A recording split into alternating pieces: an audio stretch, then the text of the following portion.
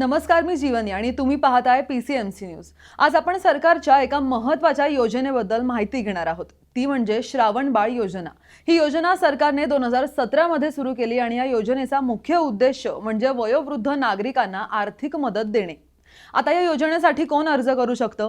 तर या योजनेसाठी पात्र नागरिक 65 वर्ष किंवा त्यापेक्षा जास्त वयाचे असावे। तसेच त्यांच्या कुटुंबाचे उत्पन्न 21,000 पर्यंत आहे किंवा त्यांचं नाव सरकारच्या दारिद्र्य रेषेखाली येतं, ते व्यक्ती योजनेसाठी पात्र ठरतात। यांना सरकारमार्फत दरमहा अर्थात दर महिन्याला 1500 रुपये आर्थिक मदत दिली जाते आणि ही रक्कम थेट लाभार्थ्यांच्या बँक खात्यात जमा होते।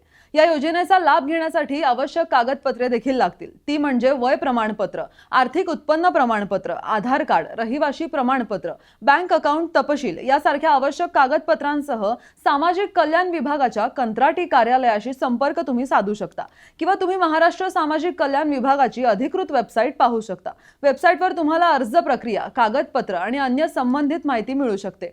अशाच विविध शासकीय माहितींसाठी तुम्ही पाहत रहा PCMC न्यूज।